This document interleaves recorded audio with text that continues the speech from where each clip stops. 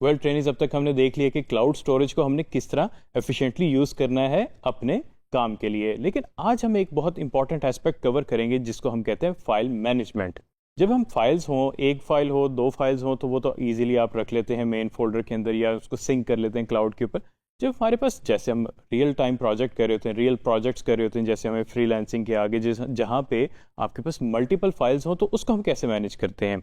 तो उसके लिए हम यूज़ करते हैं फोल्डर्स। और फोल्डर्स को हमने कैसे मैनेज करना है, किस तरह डेट एंड टाइम का ख्याल रखना है ताकि हमें एग्जैक्टली पता चल सके कि वो प्रोजेक्ट कब आया था और उसकी एग्जीक्यूशन कब हुई थी। आइए एक एग्जाम्पल के थ्रू देखते हैं।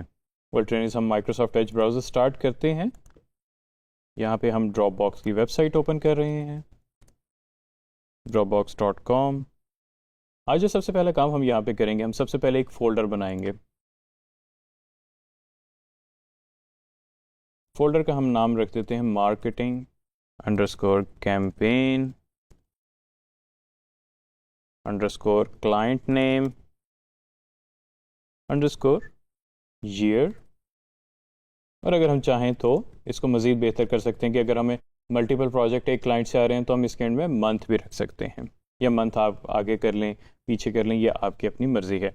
इससे अब अगर आप फोल्डर को देखें तो आपको बहुत ज़्यादा आइडिया हो जाएगा कि आपको मार्केटिंग कैंपेन का एक प्रोजेक्ट मिला था फ्रीलांसिंग में, और क्लाइंट का नाम ये था और कौन सा मंथ था और कौन सा ईयर था। इससे आपको बहुत ज़्यादा फ़ायदा होता है प्रोजेक्ट बाद में चेक करने में भी, आर्काइव करने के बाद भी, वो हम आगे देखेंगे। अच्छा, अभी आप शेयरिंग करना चाह रहे हैं ओनली मी, और दूसरी ऑप्शन है ओनली विद स्पेसिफिक पीपल। खैर, हम ओनली मी के साथ चलेंगे। क्रिएट मैंने कर दिया और ये मेरा फोल्डर बन गया और मैं उसके अंदर इन भी हो गया हूँ ऑटोमेटिकली। अब यहाँ पे मज़ीद जो हमने फोल्डर्स बनाने हैं, क्योंकि मैंने शुरू में जिक्र किया था कि हमारे मल्टीपल प्रोजेक्ट्स, मल्टीपल फाइल्स होंगी, तो हमने उनको कैसे वेल मैनेज करना है। सबसे पहले हम फोल्डर बनाएंगे डॉक्यूमेंट्स का, इसको क्रिएट कर लिया। ये हम क्योंकि फोल्डर के अंदर आ गए हैं, हम एक लेवल अप जाएंगे मेन फोल्डर के अंदर। यहाँ पे हम एक और फोल्डर बना रहे हैं, प्रेजेंटेशंस। मैं प्लूरल इसलिए लिख रहा हूँ क्योंकि बाज़ औक़ात एक भी हो सकते हैं और एक से ज़्यादा भी हो सकते हैं, तो इसलिए मैंने प्रेजेंटेशंस लिखा। नॉर्मली एक ही प्रेजेंटेशन होती है। यहाँ पे हम लिख देते हैं स्प्रेडशीट्स। और ज़रूरी नहीं कि आप ये फोल्डर्स के यही नाम रखें, आप कुछ भी ऐसा नाम रख सकते हैं जो कि उस प्रोजेक्ट से रेलेवेंट हो। जैसे अगर प्रेजेंटेशन की बात करते हैं तो इसको हम किक ऑफ कर सकते हैं, या कोई भी ऐसा नाम जो कि आपसे, आपके प्रोजेक्ट की प्रेजेंटेशन से रेलेवेंट हो। और इमेजेस, क्योंकि मार्केटिंग का प्रोजेक्ट है तो डेफिनेटली इमेजेस तो उसका पार्ट होंगे। अब हमारे पास दो ऑप्शंस हैं कि हमने फ़ाइल कैसे ट्रांसफ़र करनी है। या तो हम इसको ड्रैग एंड ड्रॉप कर दें, या फाइल अपलोड के या ड्रॉप के बटन को क्लिक करके यहाँ से हम फाइल अपलोड कर लें। इवन कि हम पूरे पूरे फोल्डर्स भी अपलोड कर सकते हैं। आइए हम ऑप्शंस को एक्सप्लोर करते हैं। सबसे पहले हम एक्सप्लोरर को ओपन करेंगे। तो अगर आप देखें मेरे पास यहाँ पे कुछ इमेजेस मौजूद हैं। मैं क्या करूँगा, इन इमेजेस को अपने पास ड्रैग एंड ड्रॉप करके यहाँ पे मूव करूँगा। अगर आप नोटिस करें, यहाँ पे मैंने इसको मूव किया, Alt टैब दबा के मैंने जो है अपनी विंडोज़ पे फोकस किया है ब्राउज़र की, और ये आप देखें कॉपी का मेरे पास आ रहा है सिंबल। और ये आप नोट करें कि फाइल जो हैं सक्सेसफुली अपलोड हो गई हैं। इसी तरह अगर हम बात करें डॉक्यूमेंट की, मार्केटिंग का था तो मार्केटिंग एनालिसिस हो गया, इसको भी मैंने मूव कर दिया।